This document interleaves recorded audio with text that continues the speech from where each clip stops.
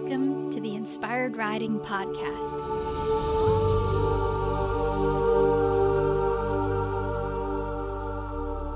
I'm your host, Beth Lauren Parrish.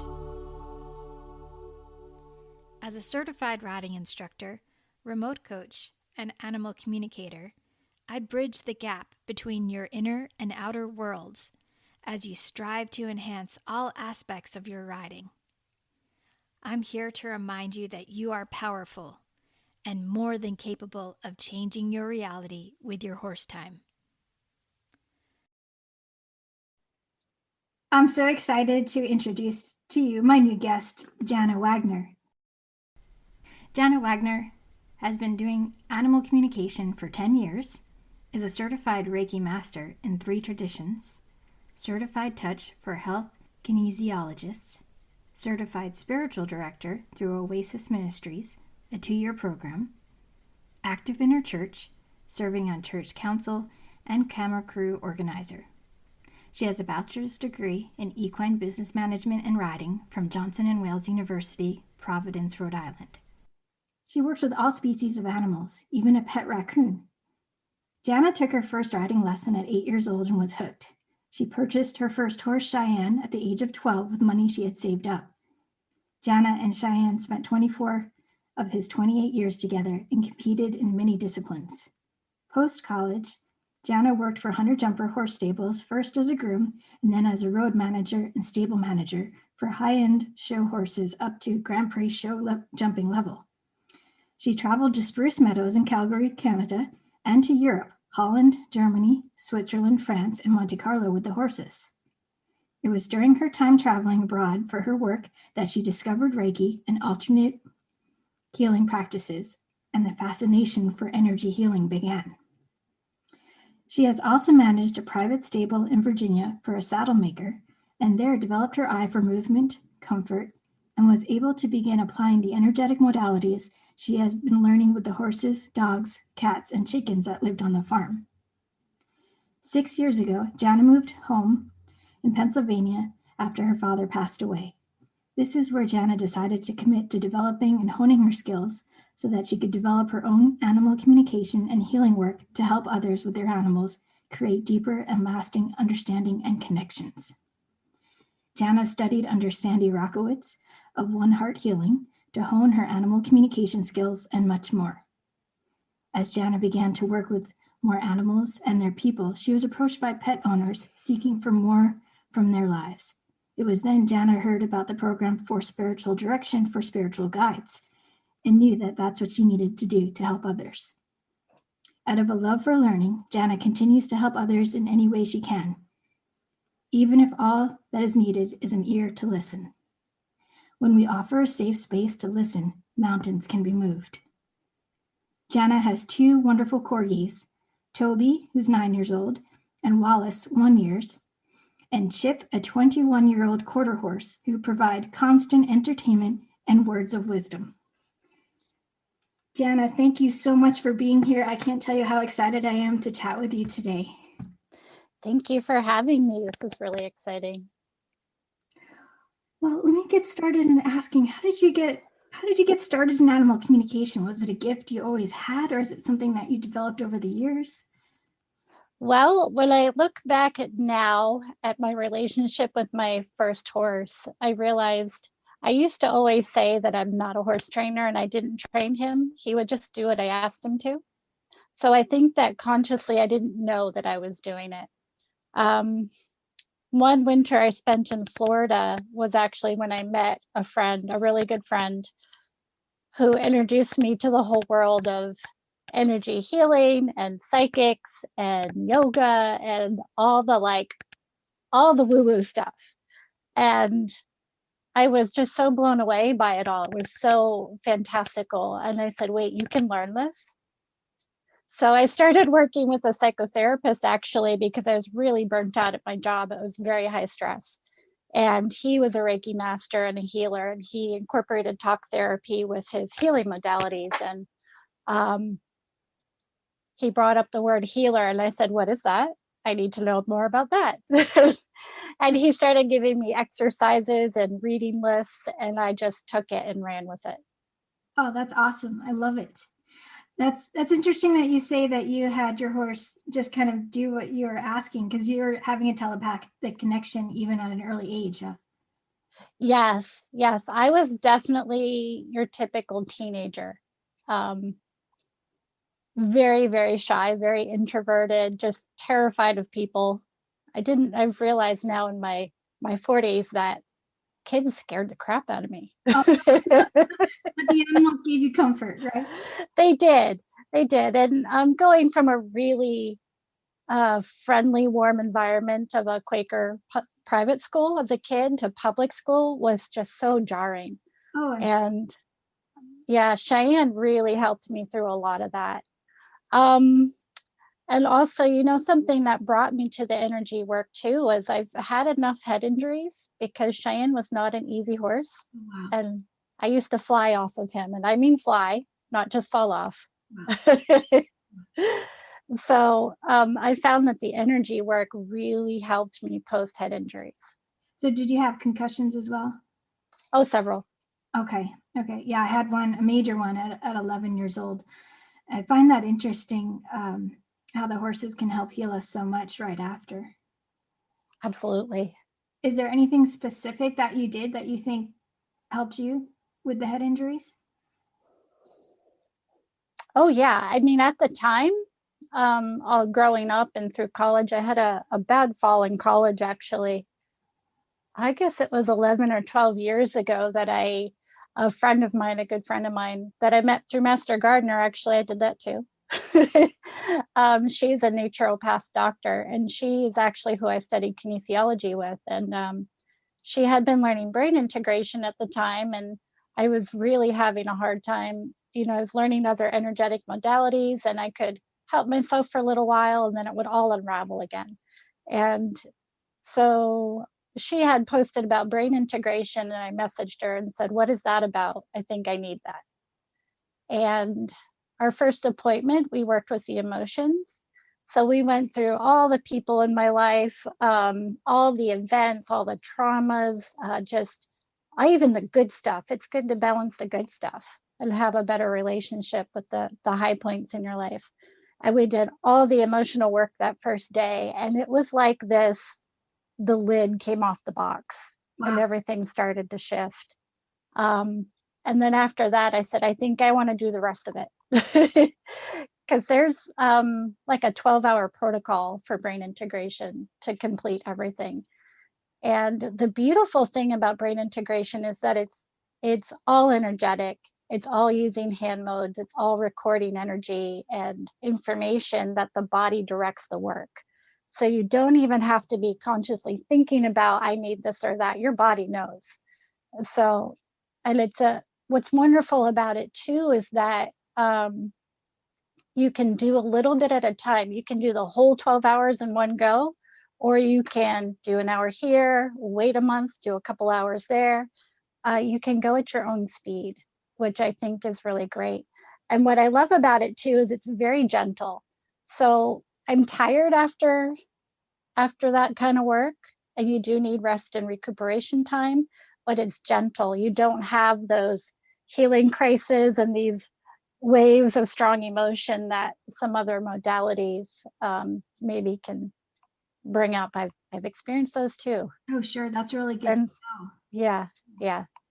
I would think that would help a lot of people. Perhaps I can put that in the show notes if you can give me the information. Oh, for sure. Yeah. So I was trained to do this with people, and my dog and my horse Toby and Chip has actually helped me bring it to the animals and try things with them. The difference between the two of them is Toby I've had from a puppy. So I was learning all of this as he came into my life, and I was able to apply it as he needed it. And it's just really neat. He's very laid back and sweet, like easygoing dog. But he started having some anxieties, and life happens and you have experiences. And I was able to just sort of implement it as I went. Now, Chip, he came into my life when he was 15. So he had 15 years of a whole lot of stuff. Sure. A lot of experiences, really, really intelligent. He knew that the way to keep himself safe was to be entertaining and funny. And it always landed him in a good home. So he had a lot of homes, but he had a lot of good homes. So little by little, with him, I was taking most of my classes around the same time he came into my life. So I really threw a lot at him, just trying things out. He used to be really herd bound, and I'd bring him in the barn and he would dance around and scream and carry on. So I did a very simple, very simple emotional balance for that. Forgot I did it. 2 weeks later, forgot all about it, went on with my life. And 2 weeks later, I bring him in the barn and I said, wait a minute, he's not screaming anymore. Not living in the moment. You're doing so well with that. I love it. Yeah.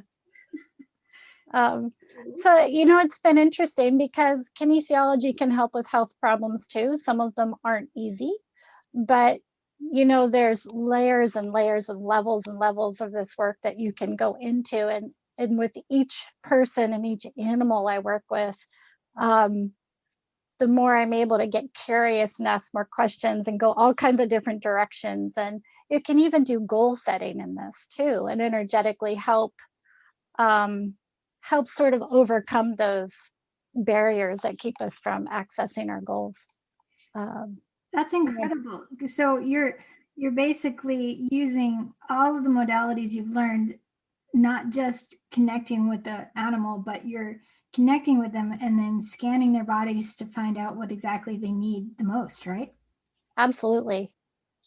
Yeah. So it also really comes in handy with animal communication, because usually most animals, I'd say, are very forthcoming and very excited to have a way to speak freely and in a safe space.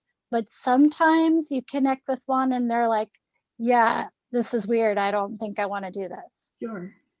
And being able to have the kinesiology just to sort of start going through the protocols, ask some questions from the emotions, ask some questions in other areas.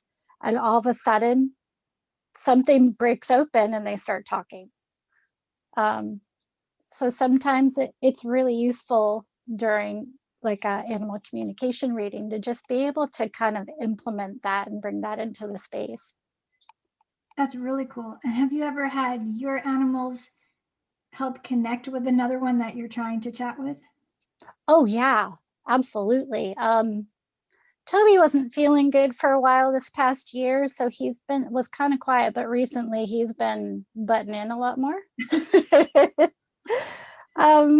There's times where I'll recognize a situation with the horse that's happening, but I don't quite have the words, and they're having trouble articulating it. And I'll defer to Chip and ask Chip if he can add some insight, and he'll say, hey, remember that time we had this experience?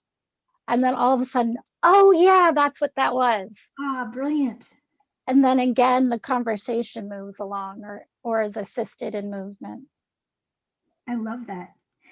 So what's your favorite part of your job? Ooh. I think my favorite part is I didn't used to like people because they made me nervous. And my favorite part is being able to connect with people more. And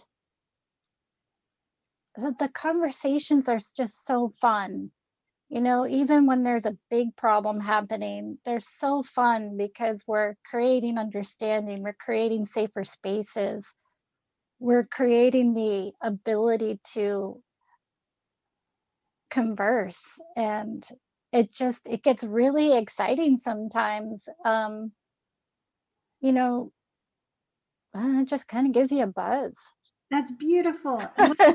From being an introvert teenager to now being able to use your magic, use your gifts, and shift your whole perspective on connecting with humans as well. That's awesome. I'm really impressed.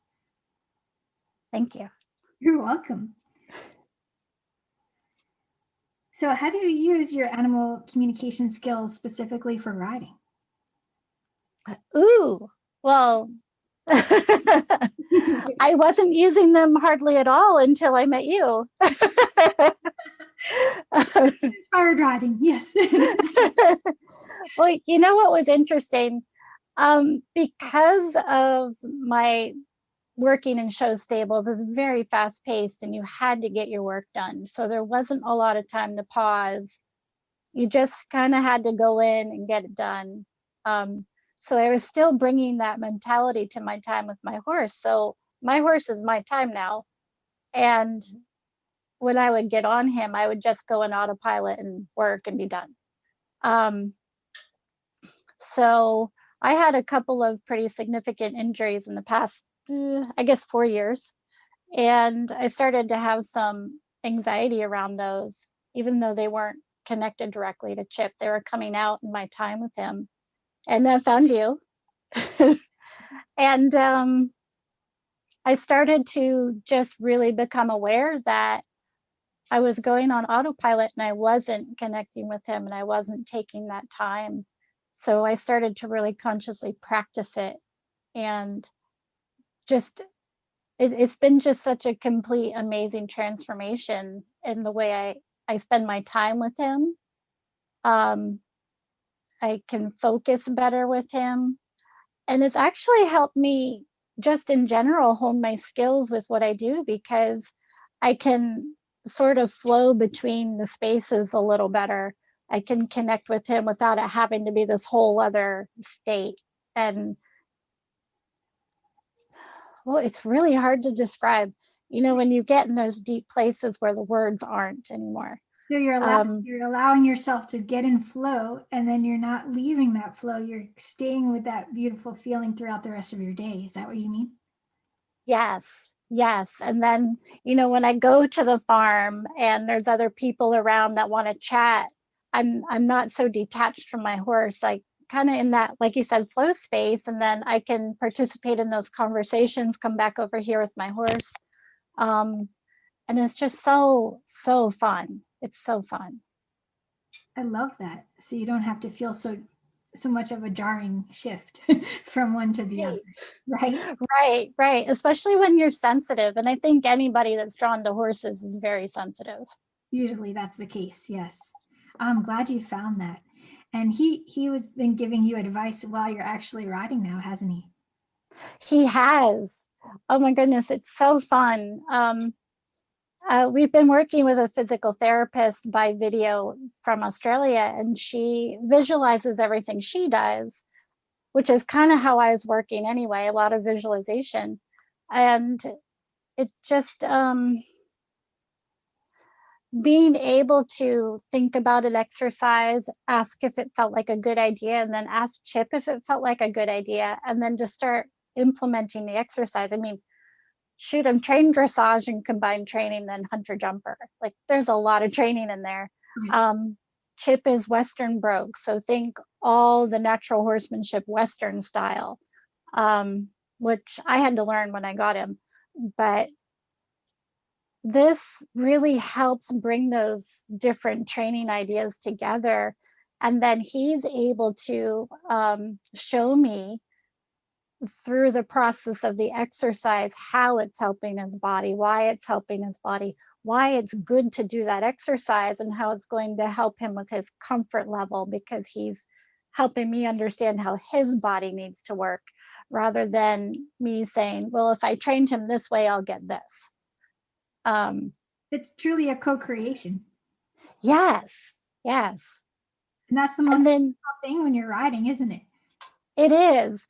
And then, he's kind of a wisecracker. So he's always making jokes and things and going, duh. Come on, Jana, get with it. We got this. Yeah, exactly. And if you guys ever see Jana's page, you'll see Chip is always doing the funny face, which is what Indy does as well. And we love that, because it brings you a smile no matter what, because he's just smiling, beaming at us with his happy energy. I was at a horse show a couple of years ago, and this was before I met you, and I was having my little panics, and I was checking out, and I have no idea how I didn't go off course, because I was that checked out. Oh, wow. And I was came out of the ring, got off my horse, and I'm standing there like, geez, what is this? And he just peeks around my shoulder, smiles in my face, and I was like, yeah, you're right, it doesn't matter. He's good at giving you perspective, isn't he? Oh, absolutely. Big life advice. Anytime I need big life advice, I'll just put a question out to him, and sometimes he'll respond with a song, and he'll say, no, not that part of the lyrics, look up the rest. Oh my gosh, he's so he is very specific. And sometimes he won't say anything until I'm going home, and then I'll hear him clearly offer me some words of advice, and he's always right. I love it. I'm so glad that you have him in your life. Oh, me too. I was looking for a horse when he literally showed up at the barn, and I walked in the barn that day and went, oh, that's my list standing right in front of me. Here I am. I had left the color off the list because I wasn't worried about what color the horse was.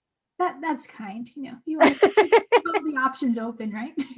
Exactly. I want to go back to something you mentioned about having panic attacks at horse shows. So that has shifted quite a bit. Do you want to tell people about the process that you went through to help you? Oh, okay. Well, it's been a learning process because I did do the kinesiology work with myself, because your amygdala is your reptilian brain. So that's where your fight or flight originates from. And what was difficult for me was finding what was triggering it. I could go in and do the balance for the amygdala with the survival emotions and help myself a little bit that way, but I wasn't sure what was triggering it.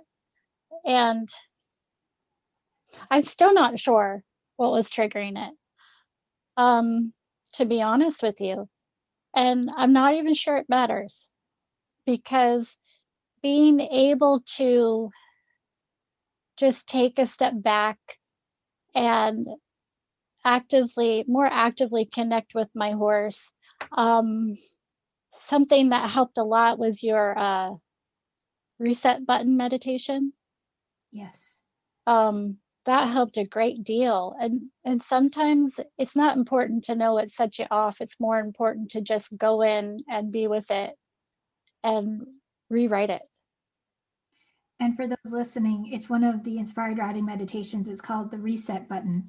And what you do is you imagine a wonderful, amazing ride to give yourself some comfort and happy feelings. And then you go in and you think about the ride that was not as pleasant, and know that you're safe as you're doing this meditation. And you imagine that ride for just a little while, and then you rewrite it. You basically press pause, you rewind the tape, and you overlay the really good, happy feelings instead. And the more you do that, the more you can train your brain that you're safe and that everything is going to go smoothly again.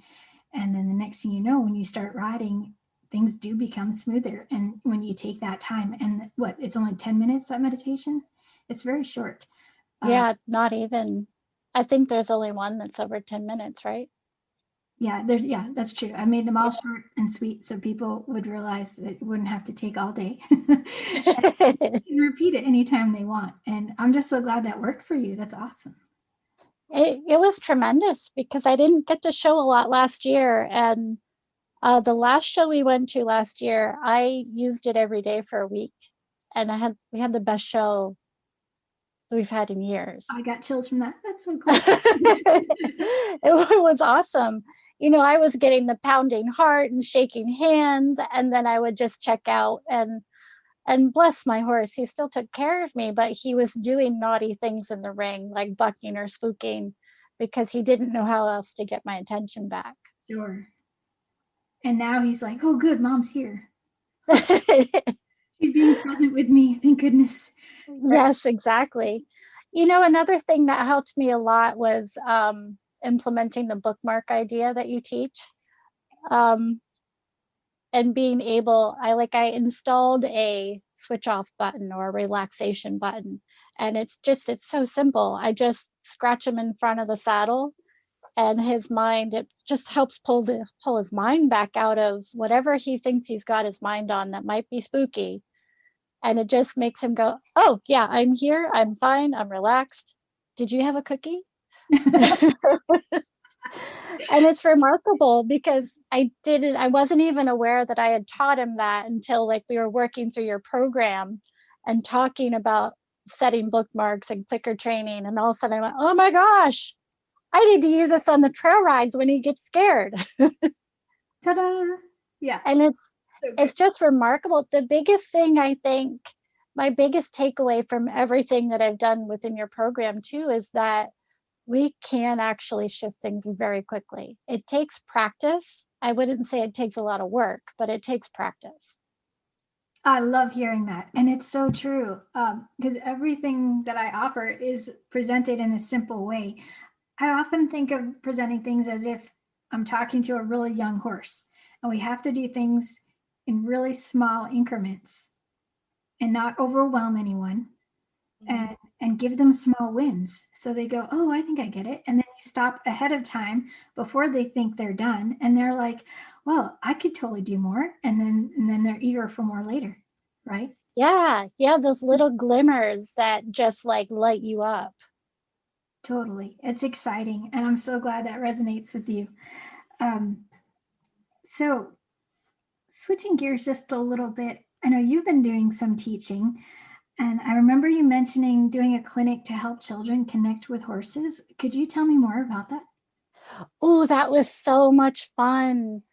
So I made up just a really simple guided meditation. We spent the first workshop we did was 4 hours, and these kids were young, like 12 and under. Okay. So I was very nervous about keeping their attention that long. But it was so easy. They were so into it. So we started with a simple meditation of just connecting with ourselves and with our heart energy, and then visualizing our favorite horse and just watching them and seeing how did they look to us, and what's one thing that makes your horse really happy.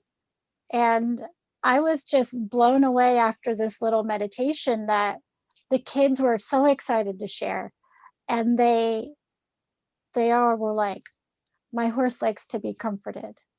I just was like, whoa, wow. That's huge. And so part of my spiritual direction training is to listen for the patterns. And, it's not coaching, it's companioning. It's sitting with someone and listening to what they're bringing up. And the word that kept coming up over and over with the kids was, what was it? Do you remember? I don't, I'm sorry. I know I wrote a post about it. I can't remember what the word was that kept coming up, but it was consistent with everybody. So all throughout the day, I made sure with each exercise we did some tuning fork sound healing. We did some currying in a very specific way to help the body, help the fascia. We did some essential oils. We worked with a labyrinth and talked about how it helps us connect with our horses and what it does scientifically, but what it also does for the way we work around them and work together. And, they just ate it up. But it kept bringing that theme back into the group and pointing out, so this is something you can do when you feel this way. Oh, look, this is something else you can do when you feel this way. And my friend that I keep my horse with really bugged me to do this. So she made it happen. She's really good at making things happen. Extra little nudge, right? Oh yeah, I'll go, oh yeah, sounds like a good idea, and then just completely forget about it. So she made it happen because she saw a need for the kids that she teaches in her riding lessons, needing a way to understand what she was trying to teach them and appreciate their horses. And we sent the horses love and appreciation all day. Beautiful. And you could just see it coming through. And the following week, my friend actually told me, you wouldn't believe it, this little girl right before she got off her horse, leaned down and hugged him and said, "Thank you so much. I so appreciate you." Oh, And this that's little girl, not before that. Before that, it was always, "Are we done? Can we go?" And just a complete shift. wow. Oh, such beautiful things. I love it. Yeah. Well done. More of that in the world, please. Yeah. You know, it was so interesting as we had started out, we first did a workshop for women. So, older teens and women. And I think it went well, but the kids ate it up in a way that maybe older people wanted to, but not the same. It was definitely a very different quality. Um, and working with having done 2 different workshops with the kids, I think that I would do the adult one very differently. Cool. Well, I would think that with the kids, their cups are not as full, That's a good way to say it. you know. With Yeah. adults, we have so much, and some adults are a little more jaded than others. So if you invite them to play and get into their childlike state first, that might be a fun thing to do Yes. before you Yes. new things. So even if you just start a dance party, like get them going. Oh, yeah. Yeah, we totally want to get one of those programmable buttons and have a 30-second dance party at the farm every day. I think it's brilliant. Maybe ask Chip what music he wants to have played for him. I Yes. often suggest that to people, is to create a playlist out of a lot of music that you played for your horse, and you can tell that your horse likes it. I know Indy loves like the Rocky theme song. Bentley used to love the James Bond theme song, dun dun dun dun dun dun dun, and he would just be like, "I am in charge. I've got this. I'm on a mission." It was hilarious. So the more you can just get more playful with people and give them permission to have fun. I think that's the biggest key with all of this, is people have forgotten that it's still okay to have fun. It's still okay to enjoy life and enjoy your horse and appreciate more, right? Yes, absolutely. Yeah, because there's so much Absolutely. craziness in the world, but our horses will remind us that we still have that fun button in there, and they want to press it for us. Oh, yeah. Uh, what are some of your favorite lessons you've learned from the animals that you've tuned in with? This one's huge for me, and I come back to it over and over again. Um, Shortly after my dad passed, I had a part-time job and I was doing animal communication part-time. Just moved home. So I'm trying to kind of move through that. My sister's husband passed away 3 months after dad did. So it was just a really crazy year, really bumpy. And I was really struggling with I was just struggling. And Toby and I went to this park and just sat, and we sat together and I journaled a while, and he started to share with me about how important reflection time is. And so his favorite thing to remind me, and I come back to this all the time, is 1 step forward, 2 steps back is a life requirement. We need to see backslide as reflection and not a failure. We have to reflect in order to move forward again. Okay, I got crazy chills. That's cool. So going back is a reflecting time, not a failure. Yes. I love that. Yes. That is so important for people to hear, because I can't tell you how many times people will think, "Oh, I had a fall," or "Oh, I've had some time off," and I just wish I could get back to where I was. And like, well, we have to create a new normal and think about the blessing that you get to begin again. Yes. Think about how you'd like to redo it and hit that reset button and reflect on it. That's just gorgeous. Thank you for sharing that, Jana. Welcome. And it helps with those plateau times in life, because that feeling of plateau, I know Sandy would remind me that the plateaus are the spaces where you take the time to hone your skills and be with them. And that's a reflecting time too, because I would get hard on myself I learn things very quickly as I get so excited and I just absorb it all. And then there's this plateau and I'm like, I lost it. It's gone. But it wasn't gone. It just was, I had moved up another level, if you will. And I was learning to be comfortable in this new level and practice my skills there. So when you can kind of shift that perspective of plateauing into this is my reflection and my honing my craft time, it starts to just get really exciting and really fun. I just had this image. If we think about us being parts of the matrix and strings of the matrix, and as you're in that plateau and in what I would think as an integration time, integrating the new magic, I would think that your string will light up and be even shinier in those moments, right? Yeah. How did I even skip the integration word? Because I was supposed to say it out loud for you, I guess. We just follow the flow, right? Exactly. The string meditation too, learning that from you that day was just such a profound insight for me, to be able to, again, just go into those little spaces from time to time, move that energy when you find you have a need. It's a really effective, again, gentle and safe way to shift something for yourself. It's really incredible to be able to work with energy that way. Oh, thank you for saying that. And it really is you owning your magic, owning your power, that you can be the master of your universe and literally get quiet enough to acknowledge your power, your light, the string, and then ask whatever situation or entity or being in front of you to present itself. And then you simply pluck it once and shift the energy.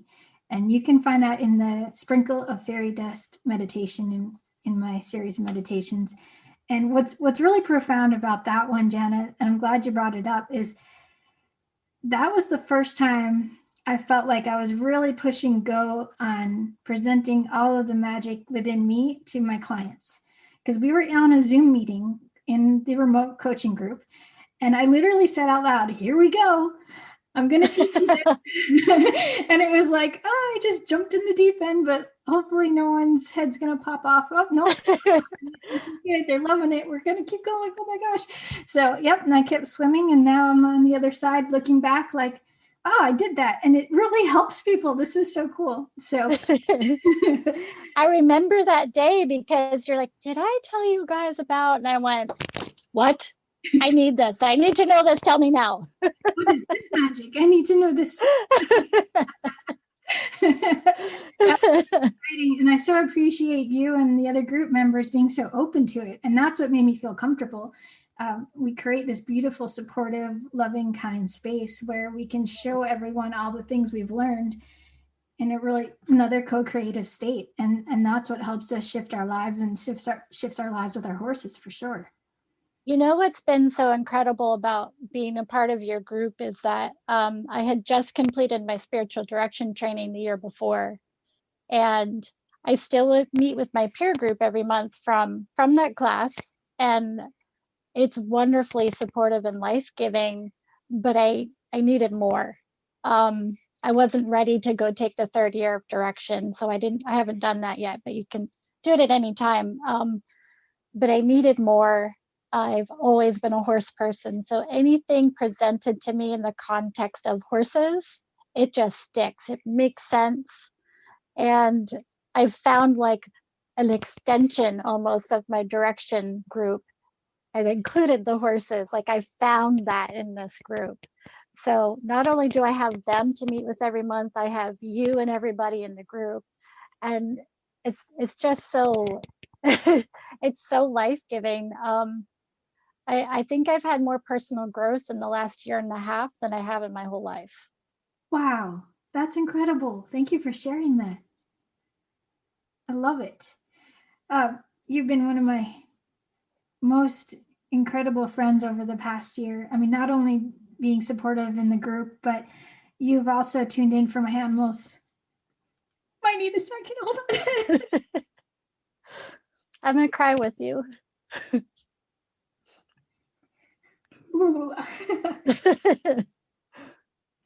So being an animal communicator, it makes it a unique situation when you have to connect with your own horses, especially when it's their time to cross over. And we had Bentley, Bandit, Bridget, and Obi crossover last year. And Jana was just absolutely incredible with the confirmations and comfort. And I just have to thank you again for that. So, and I'll just keep crying. I'll let you talk.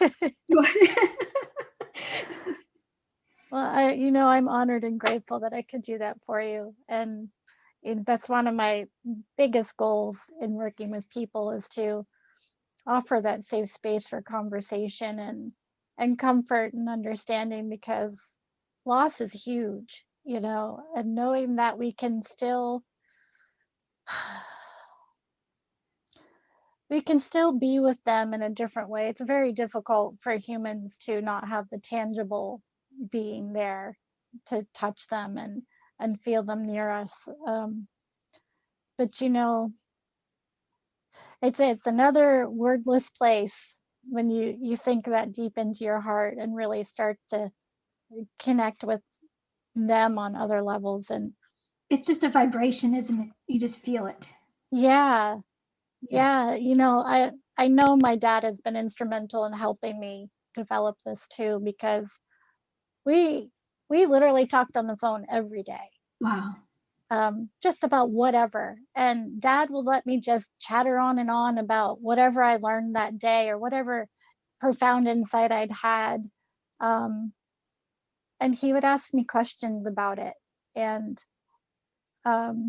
but he still talks to me. He still leaves me pennies when I ask him questions. I'll find a penny, or the sun will come out behind the clouds right on cue and shine right in my face. And I know Dad heard me and responded. And I know that he's really helped open me to a place I wasn't comfortable with. Connecting with animals in spirit was pretty scary. And I used to feel like I was just looking into a black abyss, hoping something would show up. Somebody, anybody. Okay. And since then I've learned new ways to work with that. And through spiritual direction, I learned to work with that.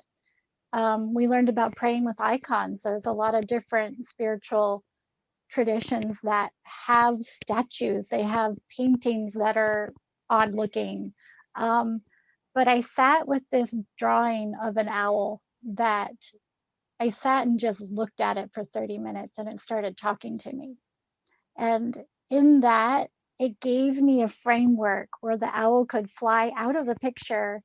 Owls are actually messengers between realms. I found that out later. And the owl would bring back the animal I needed to talk to, and it would just kind of sit in that space. And when the first time I implemented that, we had the best conversation with this cat that had passed away, and I just was floored. It was such an incredible experience. And since then I've shifted it a little bit, because I have this really amazing client who I help her with her animals, but she's also an intuitive healer.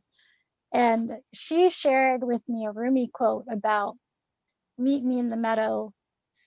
I think he used a different word, but I like meadow, so that's what I use. So I picture this meadow that is beautiful to me, that has all these vibrant flowers, and just sort of this framework. And even the animals that are living, the animals that have crossed over, I always picture that meadow. And then I ask them if they'll come meet me there, because their people would like to have a conversation.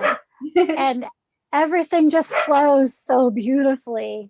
Even when I'm having a day where I'm maybe not at my best and it's a little bit harder, there must be some stuck energy in here. That's what my puppy does. I confirm all of this for you. Yeah, exactly. He told me he's a demon eater, which I think is hilarious, because I don't really subscribe to demons.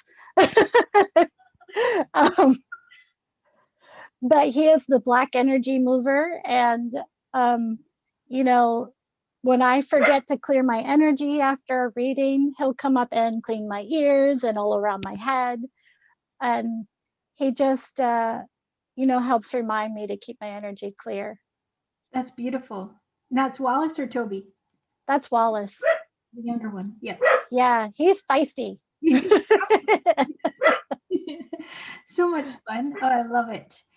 Well, I can't tell you how grateful I am just to know you. And let's see, I want to ask just a couple more questions if we have time. I have time. Cool. What do you wish people would ask you? I can tell you what they most often ask. Does he or she need anything? And it's a fine question, but it's a very open-ended question. And it used to bother me quite a bit. But I'm starting to understand, and by starting, I mean the past handful of years, that's their time to have the floor and really bring up what's on their heart first and foremost. I prefer specific questions, but what I wish people would ask me is, how can I better connect with my animal? Oh, yeah. Yeah, that's what I would love. And so a lot of people do. And there are people that aren't ready to do that. That's okay too. And is each animal different in the advice on how to connect with them, or do you give general advice? How does it usually present itself? Their animals usually have really specific suggestions because they're very aware of their people's learning style or maybe where they're receptive. And then with that, I can offer some of the things I did to learn. If you come across somebody that likes to read, well, there's a lot of resources for that. If you come across somebody that's more intuitive and wants to work with it that way, there are 4 psychic gifts: intuition, empathy, visionary, and prophetic. And when I do work with people one-on-one to learn animal communication, we talk about those gifts. We talk about understanding how they receive information, because for me, I found that's the biggest roadblock to learning this, is that being confused about how information's coming in. And just to sort of set that very simple, clear framework, says, oh, I really pick things up this way. I notice this more. Okay, so let's work with that, and and then we invite their animals in to help with the coaching too, and look through their eyes, do different exercises there. And I think that's the biggest thing, is understanding how we receive information, and the rest is just practice. Absolutely. Thank you. That's awesome. I'm glad you could help people that way. It's so fun. I wouldn't mind doing more of it. I just have a couple of people I'm working with, but I always encourage people to learn it that are interested, and make sure they have the resources, and they say reach out to me anytime. It's a lot of fun, and I understand the people that say it was a little bit unsettling or nerve-wracking, and maybe I put the offer out there if you'd like to work together so it feels safe. That's what I'm here for. I love that. And that's so important, because society has taught us and conditioned us, quote unquote, to, not believe these things. But when you get so many confirmations, it's kind of ridiculous not to believe it at this point, especially right? it's like, yeah, it's so clear that it works. It's amazing. And I'm just I'm still blown away every time I tell my horse I'm coming to the farm. I'm driving, I'm on the way. Could you wait at the gate for me? And he is standing there. And I'll say, hi, Chippy, when I walk in the yard, and his head whips around. He's like, you're here. Yeah.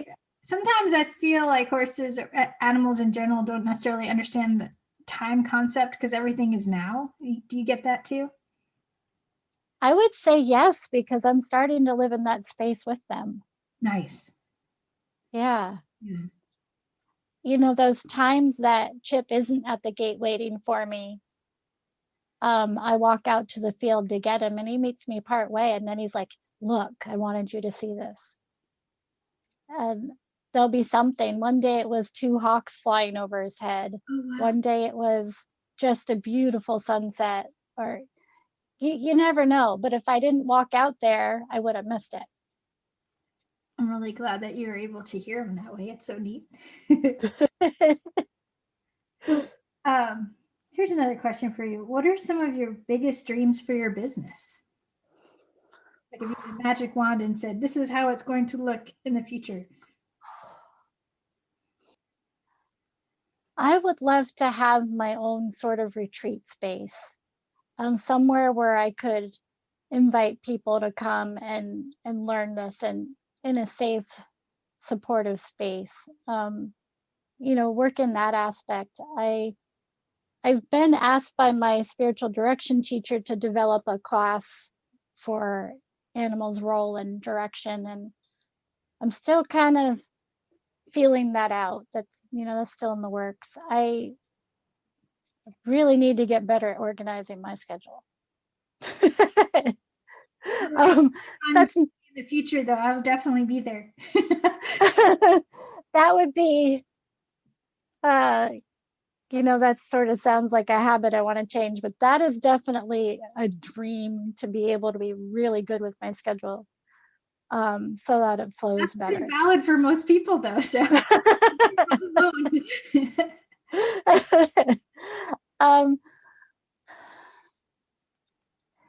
part of it is that part of the dream's already been realized, that I've been able to go on my own for the last 2 years, and it's more than supported us. And to, feel, oh gosh, I really need to think about this some more. I need to dream some more. What? I know how to push the envelope a little. Give you those pony nudges, like, come on, let's get. Yeah, I was thinking a power session around that topic would be a really great idea. We can do that later. Totally. Yeah. Okay, so let me ask you another question. If you could tell the horse world one major concept that you wish the entire horse world would know and integrate, what would it be? Slow down and take your time. Yes. Absolutely slow down and take your time. There's so much pressure, especially in the competition world, to be ready, and be okay with letting your horses have a week off. And especially when they're having physical challenges, sometimes they just need a rest. Sometimes you just need a rest. Oh, yes. Yeah, and that it's okay. When I was a kid, we didn't show all winter. We showed one time in April, a whole bunch in June, July, and August. But other than that, nothing. We were just playing with our horses and relaxing and having a good time. And, now it's week after week after week after week. And having worked with horses on the upper level, you had to keep them feeling like they were ready to do anything. And it definitely sparked my interest in alternative healing practices, because we had all the gadgets for this woman I worked for. We had all the stuff. It was really cool stuff. But, there were times when it would have been great for all of us to just have a really good rest. Oh, I'm sure. These are the horses you were traveling in Europe with. Is that what you're talking about?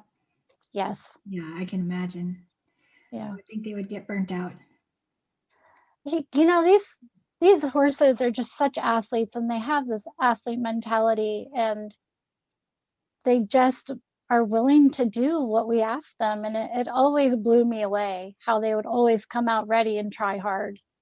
And they're incredible. But I've definitely completely shifted how I interact with my horse, and how I see who he is to me in my life, and why we go to shows. I just recently made out a whole list of why I want to show, because that wasn't clear to me, and realized that I just wanted to go and do something I'm good at and have fun with it, and not worry about, oh, did I level up this week? Oh, that's great. Yes. Yeah. That's a nice. And then yeah. I'm definitely goal driven and goal oriented. Yeah, those show horses, I do have the opportunity to check in with when they're having problems. A lot of those people, if they're contacting me, they're willing to slow down and wait and have a rest. So That's a really good point, because if they're open enough to actually listen to their horse's heart, hopefully they're open enough to, honor what they're asking. right, exactly. Is there anything else you'd like to add that I didn't ask you?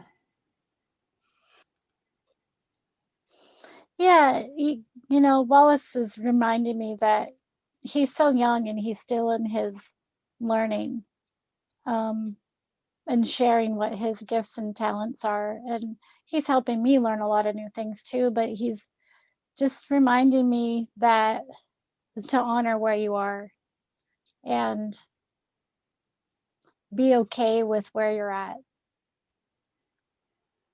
Because 10 years ago, you isn't who you are now, because you're always evolving and growing. Just stay open. Love it. Thank you so much, Jana. Thank you.